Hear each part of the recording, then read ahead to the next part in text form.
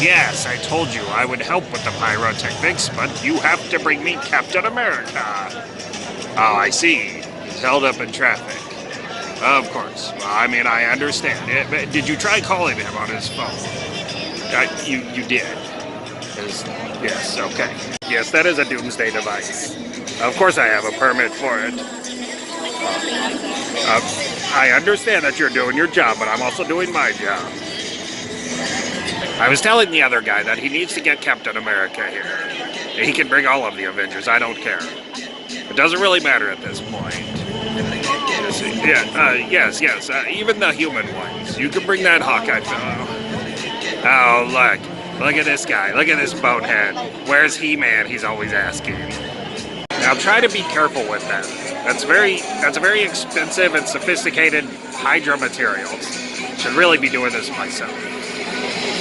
Oh, this wasn't what I had in mind with a tech wizard, but Now just make sure as soon as you see the Avengers, you press this button to vaporize them. Yes, just like that. It's quite simple. Even a child could do it. I'm sure you will fare fine.